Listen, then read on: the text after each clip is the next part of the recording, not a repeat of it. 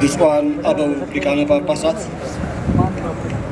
የተወደዳችሁና የተከበራችሁ የቅድስት ቤተ ክርስቲያን አባቶች፣ ቤተሰቦች እና የመምህር ዘላለም ወዳጆች፣ በአጠቃላይ በዚህ በሐዘናችን ቀን አብራችሁ የተገኛችሁ ኦርቶዶክሳውያን በሙሉ ዛሬ የምንናገረው ስለ አንድ በሥጋ ወንድማችን በመንፈስ አባታችን ስለሆነው ስለ ዘላለም ወንድሙ ብቻ አይደለም።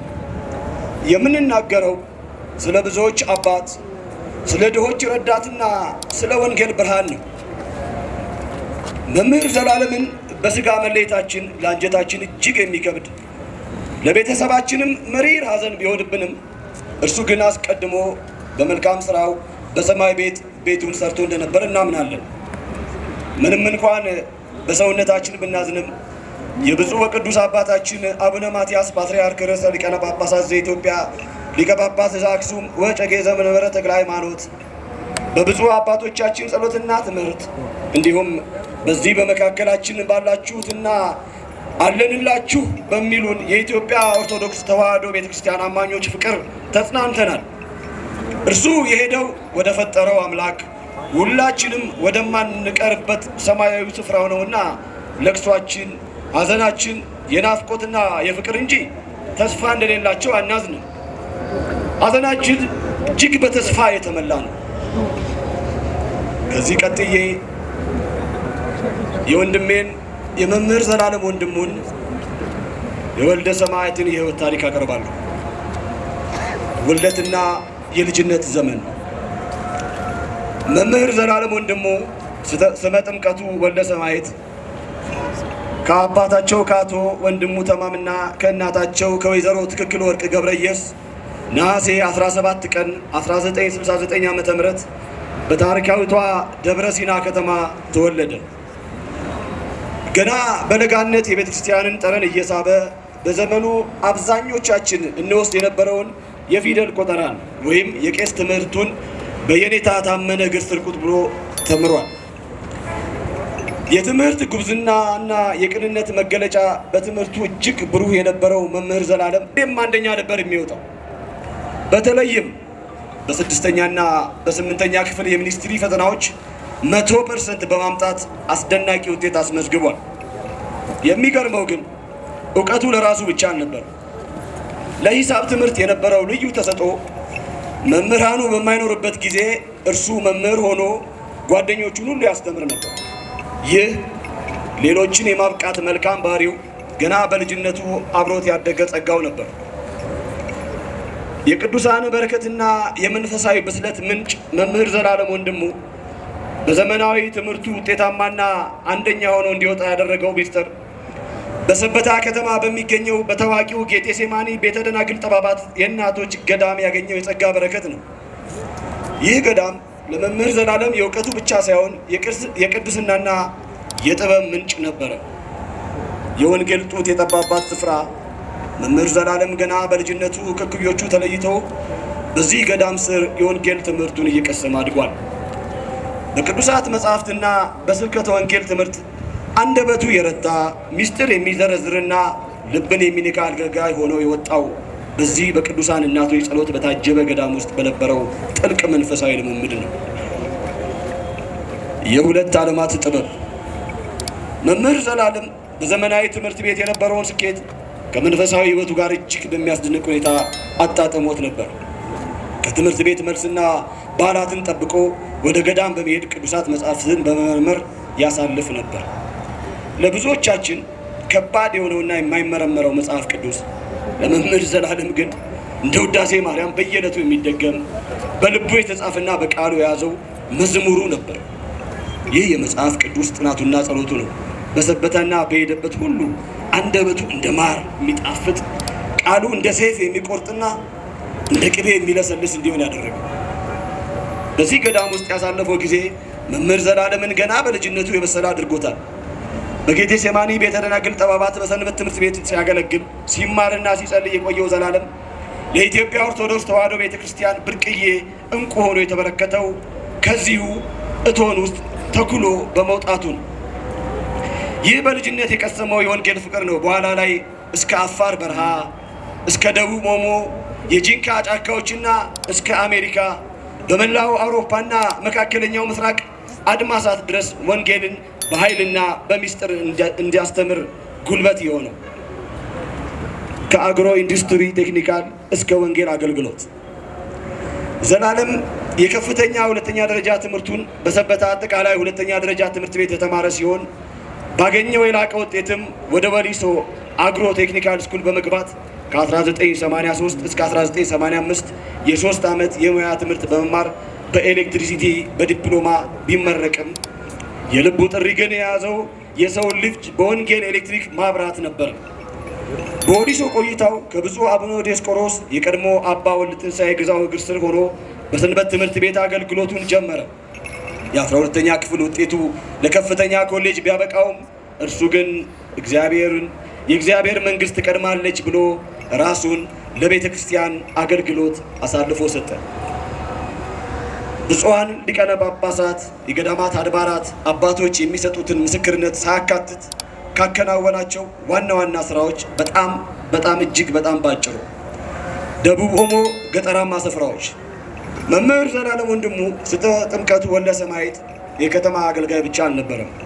በደቡብ ኦሞ ገጠራማ ስፍራዎች ቃለ ወንጌልን በማስተማር ካበረከተው መንፈሳዊ አገልግሎት በተጨማሪ አንደኛ ለማሌ ብሔረሰብ የማሌ ቅዱስ በዓለ ወልድ ቤተክርስቲያንን፣ ሁለተኛ ለሰሜን አሪ ብሔረሰብ የዘፍቲ ቅዱስ ሚካኤል ቤተክርስቲያንን፣ ሶስተኛ ለአሪ ብሔረሰብ የሰልማ ቅድስት ኪዳነ ምሕረት ቤተክርስቲያንን፣ አራተኛ ለበና ጸማይ ብሔረሰብ የሙቃጫ ቅዱስ ሚካኤል ቤተክርስቲያንን፣ አምስተኛ የማራታር ቅዱስ ሚካኤል በጅምር ላይ ያለ በከተማ የነበሩትን ዋና ዋና ፓስተሮች አስተምሮ በማስጠመቅ አዳራሻቸውን አፍርሰው ቆርቆሮውን በማምጣት እንዲሰራ አስጀምሯል።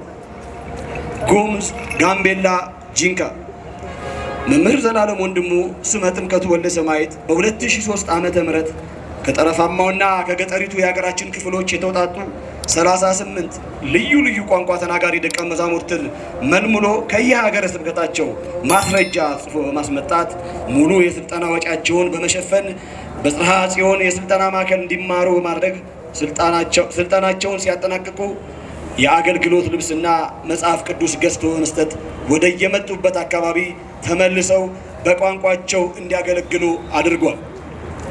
ጅጅጋ መምህር ዘላለም ወንድሙ ስመ ጥምቀቱ ወልደ ሰማዕት ሐምሌ 28 ቀን 2010 ዓ.ም በጅጅጋ በደረሰው ችግር የተጎዱትን ለማጽናናት በስፍራው ጉባኤ በማዘጋጀት ማህበረ ምዕመናንን ከማጽናናቱ በተጨማሪ ሰዎችን በማስተባበር ከ1,500,000 ብር በላይ በማሰባሰብ በወቅቱ ለተጎዱ የሀገረ ስብከቱ ማህበረ ካህናት ድጋፍ እንዲያገኙ በመርዳት የቤተ ክርስቲያን ልጅነቱን አሳይቷል።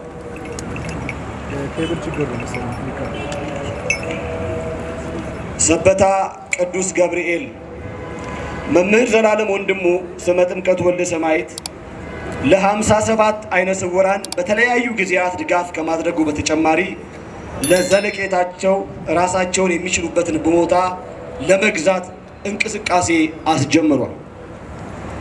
በምሁር ኢየሱስ ገዳም መምህር ዘላለም ወንድሙ 12 ልጆችን ከቤኒሻንጉል ጉሙዝ በማስመጣት ዲቁና እንዲማሩና ወደ አካባቢያቸው ተመልሰው እንዲያገለግሉ አድርጓል።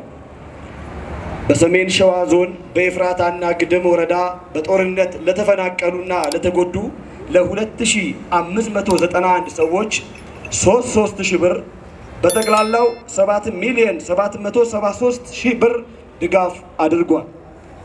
ሸዋሮቢት፣ አጣዬና ከሚሴ ከተለያዩ አካባቢዎች ለተፈናቀሉ ጉዳት ለደረሰባቸው ከፍተኛ ድጋፍ አበርክቷል።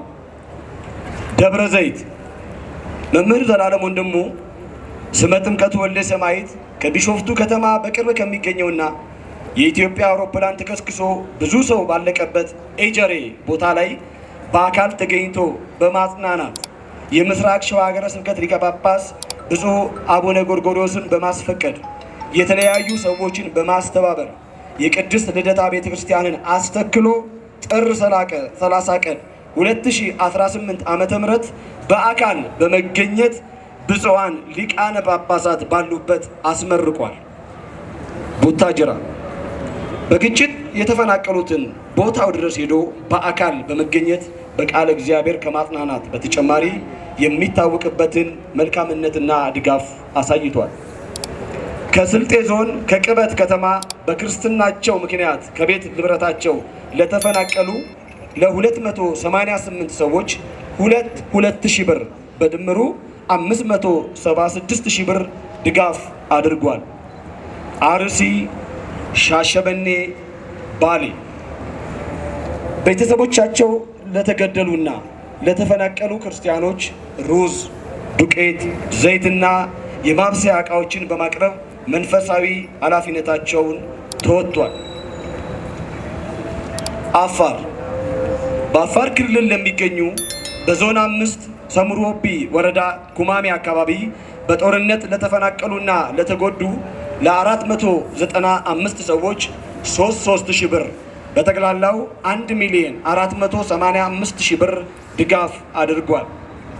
2 ስሙን ማሩ በማለት የሚጠሩት የአፋር ሀገረ ስብከት ሊቀ ጳጳስና የቅዱስ ሲኖዶስ አባል ብፁዕ አቡነ ዮናስ በስማቸው በአዋሽ አርባ ለተቋቋመው አረጋውያን የጡረታ ማዕከል የቦርድ ሰብሳቢ በመሆንና በኃላፊነት በማገልገል ዓመታዊ የምገባ እገዛ አድርጓል። ደብረ ሊባኖስ ገዳም ለአበው ካህናት ለአገልግሎት የሚሆን ልብሰ ተክህኖ ሰጥቷል። ደብረ ብርሃን የአእምሮ ህሙማን ማገገሚያ እንዲሆን በአርቲስት ፍቃዱ ተክለማርያም ልጅ በተመሰረተው ሀበሻ የአረጋውያንና ምስኪኖች መርጃ ለንጽህና መጠበቂያ የሚሆኑ ነገሮችን በማቅረብ ሃይማኖታዊ ተግባሩን አስመስክሯል። ዋግ ኽምራ ዞን ሰቆጣ በጦርነት ለተፈናቀሉና ለተጎዱ ለ901 ሰዎች 3,000 ብር በድምሩ 2,703,000 ብር ድጋፍ አድርጓል። ደባርቅ ወረዳ በጦርነት ለተፈናቀሉና ለተጎዱ ለ294 ሰዎች 3,000 ብር በድምሩ 882,000 ብር ድጋፍ አድርጓል። ጎንደር የአብነት ተማሪዎች ሲመረቁ ካባ አልብሷል። አዲስ አበባ አንደኛ የዲዲያ መንፈሳዊ ማህበር እሁድ ከ5 እስከ 7 ሰዓት በቃለ እግዚአብሔር በሃይማኖት በምግባር እንዲጸኑ እንዲያድጉና እንዲበረቱ ከማስተማር በተጨማሪ ወላጆቻቸውን በሞት ላጡና ለችግር የተጋለጡ ልጆችን በማስተማር ራሳቸውን እንዲችሉ ድጋፍ አድርጓል። በአዲስ አበባ ማረሚያ ቤቶች ለሚገኙ እስረኞች ለዳግም ትንሣኤ የምግብ ድጋፍ አድርጓል። ሁለተኛ የዲዲያ የህፃናት መርጃ የዲዲያ የህፃናት መርጃ ድርጅት በመምህር ዘላለም ወንድሙ መስራችነትና አስተባባሪነት በበጎ አድራጎት የተሰማራ ሀገር በቀል ድርጅት ሲሆን ድርጅቱ ያለ ሃይማኖት፣ ያለ ዘር፣ ያለ ቋንቋ ልዩነት ወገናዊ ድጋፍ በማድረግ የሚታወቅ ድርጅት ነው። በኢዲዲያ የህፃናት መርጃ ድጋፍ ለሚደረግላቸው ልጆች ከ2008 እስከ 2018 ባሉት ለ12 ዓመታት ከ2650 በላይ ለሆኑ ልጆች ከ15 ሚሊዮን ብር በላይ ወጪ በማድረግ ወገናዊ ድጋፉን በማድረግ ላይ የሚገኝ ሀገር በቀል ድርጅት ሲሆን በአሁኑ ወቅት 200 ልጆችን በመርዳት ላይ ይገኛል። ሶስተኛ በአዲስ አበባ ዙሪያ በዝቅተኛ ኑሮ ለተቸገሩ 1000 ሰዎች 3,000 ብር 30,000 ብር ድጋፍ አድርጓል። በየሳምንቱ አራተኛ ነው ይሄ ረቡዕና ዓርብ የሚደረግ የምሳ ምገባ ሀ ቂርቆስ 80 ልጆችን፣ ለሳሪስ አቦ 148 ልጆችን፣ ሐመራዋ የካ ሚካኤል 72 ልጆችን በአጠቃላይ ለ300 አቅመ ደካሞች ረቡዕና ዓርብ የምሳ ምገባ ድጋፍ አድርጓል። 5 ሽንቁሩ ቅዱስ ሚካኤል ለሚገኙ ጸበልተኞች ዘይትና ዱቄት ድጋፍ አድርጓል። 6ኛ ወንጌለ ዘላለም ከተባለው የዩቲዩብ ቻናላቸው ወይም ቻናሉ ከሚገኘው ገቢ ግቢ ገብርኤል የወደቁትን አንሱ እንጦጦ ማርያም ለሚገኙ አቅመ ደካሞች በበዓለ በራቅሊጦስ የዘይትና ዱቄት ድጋፍ አድርጓል። መምህር ዘላለም ወንድሙ ስመ ጥምቀቱ ወልደ ሰማያት ለአገልግሎት በሄዱበት በሀገር አሜሪካ ባጋጠማቸው ድንገተኛ ሕመም የካቲት 28 ቀን 2018 ዓመተ ምህረት በተወለዱ በ49 ዓመታቸው ከዚህ ዓለም ድካም አርፈዋል። የመምህር ዘላለም ወንድሙ ስመ ጥምቀቱ ወልደ ሰማዕትን ነፍስ በቅንነት በታማኝነት ያገለገሉ አምላክ ካገለገሉት መካከል ከአብርሃም በይስሐቅ በያዕቆብ እቅፍ ያኑርልን። ለኦርቶዶክሳዊ ተዋሕዶ ቤተክርስቲያን ለእኛ ለቤተሰቦቹ ለወዳጅ ዘመዶች ሁሉ ፈጣሪ መጽናናትን ያድልልን።